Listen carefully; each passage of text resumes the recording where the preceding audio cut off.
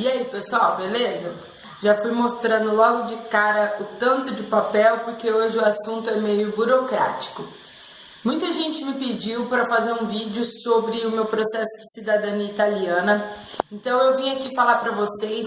Eu vou dividir esse vídeo em duas partes, depois eu vou explicar por quê. Primeiro eu vou falar para as pessoas como se ninguém soubesse como é o processo de cidadania italiana, porque lógico, tem gente aqui no canal que já pesquisou sobre isso, já sabe muito e só tá ali esperando os finalmente, mas tem gente que tá começando agora, que não sabe como que é feito esse processo. Então, para ninguém ficar boiando no assunto, eu vou explicar do começo, tá bom? Então é assim, quais são os primeiros passos quando você quer ir atrás da sua cidadania italiana? Primeiro, o que é a cidadania italiana? A lei da Itália diz que tem direito à cidadania italiana todos os filhos de pai ou mãe italianos, independente da geração. É o direito de sangue. Então, assim, não é que nem a cidadania portuguesa, que é só avô ou pai. Não, a italiana tem a linha de sucessão inteira.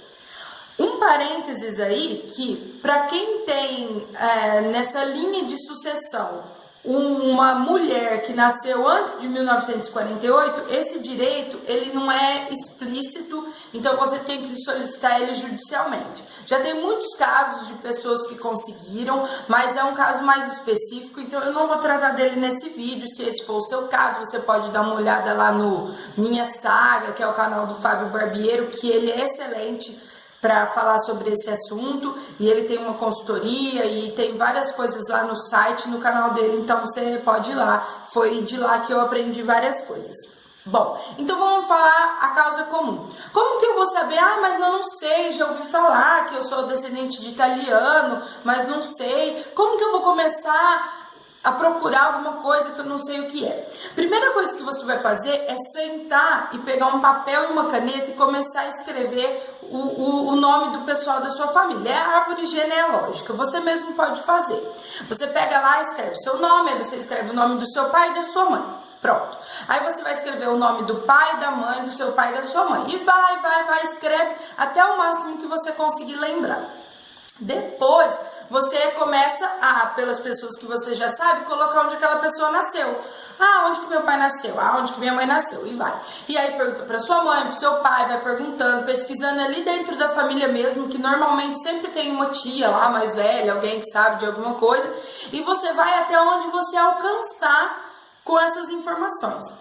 A partir do momento que você não souber mais, você vai ter que começar a fazer uma pesquisa mais minuciosa. Então, o que você vai ter que fazer? A última pessoa que eu sei é meu avô. Meu avô nasceu na cidade X.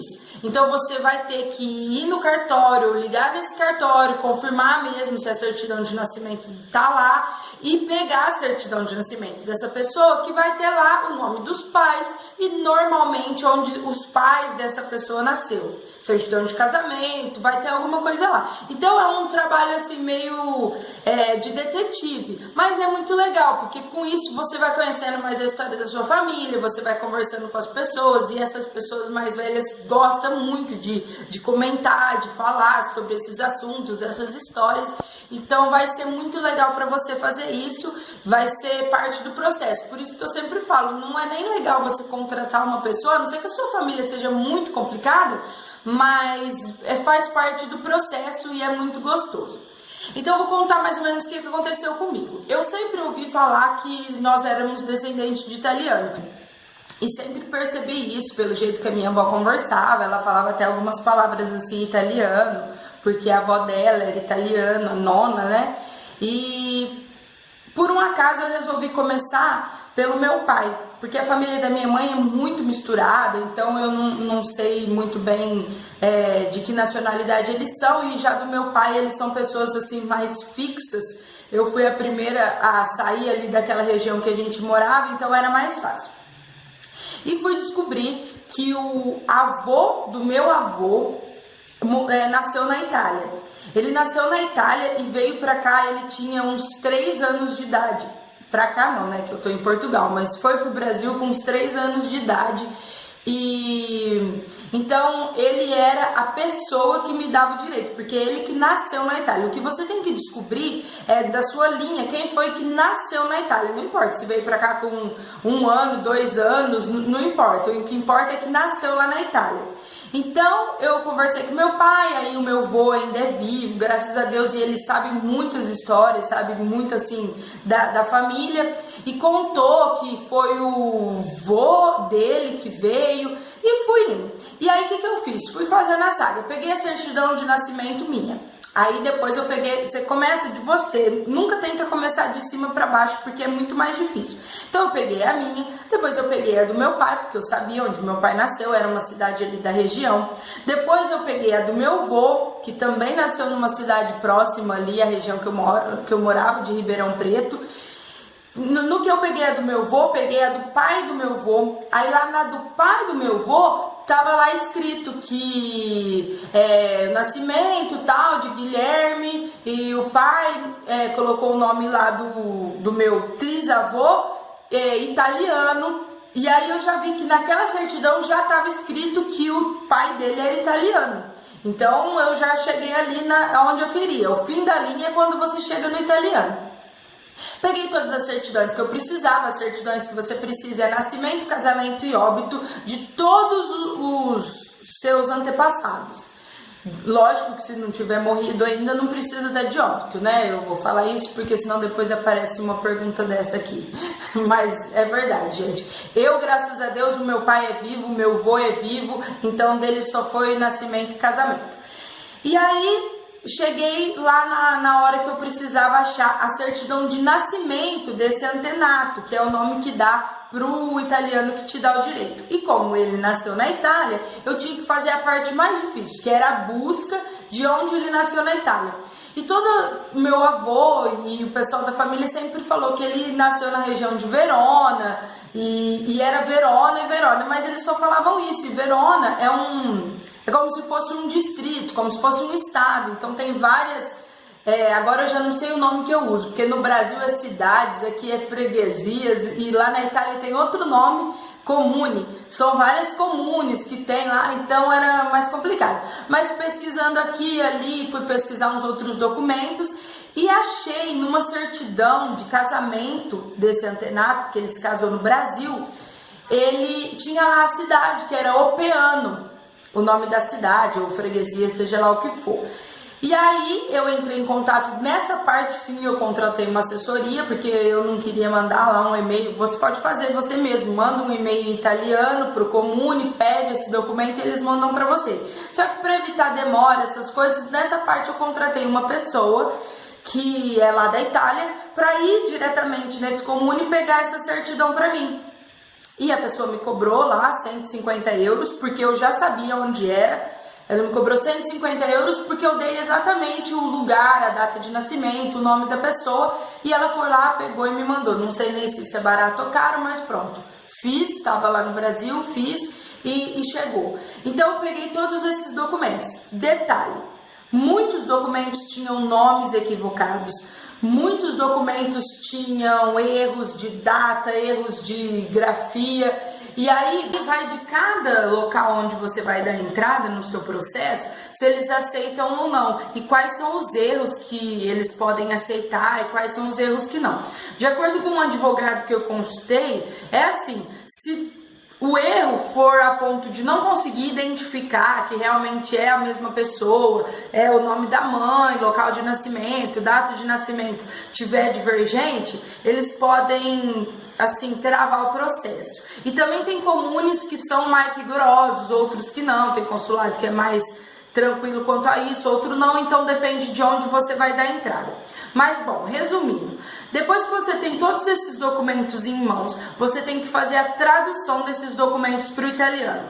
Muitas pessoas falam que não precisa ser com tradutor juramentado, outros falam que precisa, e isso eu não vou entrar no mérito, como eu disse, cada comune, cada consulado que tem suas regras. Eu, por via das dúvidas, mandei traduzir tudo com uma tradutora juramentada.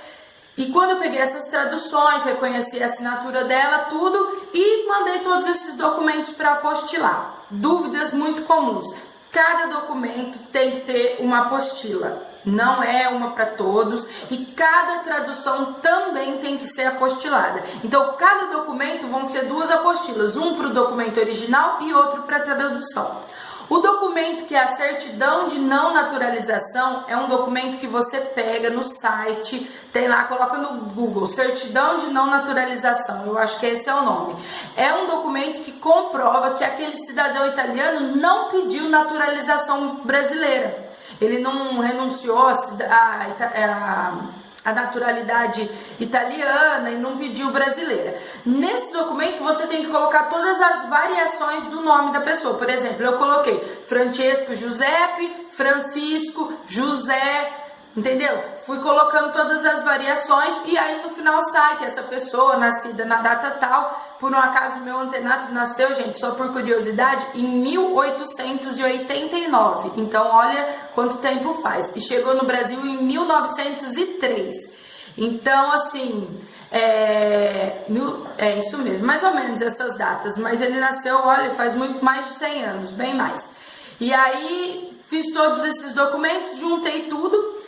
E aí chega a segunda parte, que é depois que você tá ali com a sua pastinha, tudo certinho, arrumadinho, muito cuidado, porque esses documentos têm um certo prazo de validade, não pode, né, deixar ali para dar entrada daí 5, 6 anos, não. Tem alguns documentos que só tem 6 meses. Aqui em Portugal, a certidão de não naturalização só tem validade de 6 meses. O que eu vou abrir uma aspas aqui só para dar a minha opinião.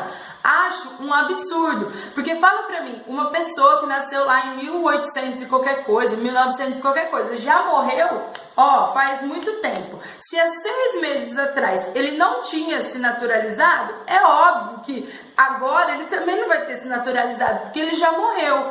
Mas, apesar de não concordar e achar um absurdo isso, que eu tive que, esse documento que está me faltando, eu tive que mandar de novo para o Brasil uma outra certidão de não naturalização para traduzir e apostilar de novo, porque a minha já tinha passado 6 meses.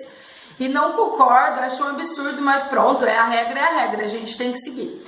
Quando você fecha a aspas aqui no meu desabafo, quando você conseguir todos esses documentos, você vai estar pronto para dar entrada no processo. Esse processo ele pode ser dado a entrada no Brasil, no consulado do estado onde você mora, São Paulo, Paraná, seja onde for. E aí tá o primeiro grande problema. No estado de São Paulo, gente, está demorando mais de 11 anos para você ser chamado para levar esses documentos e tudo. Então, assim, é uma vida, né? Só se você não tem pretensão nenhuma, só quer fazer, sei lá, com seus filhos e tá com tempo. Seu filho nasceu hoje, você acha que um dia ele vai querer estudar na Europa? Já faz agora, porque quem sabe até ele fazer 18 anos, isso aí tudo já deu certo. E a outra opção é você dar entrada na Itália.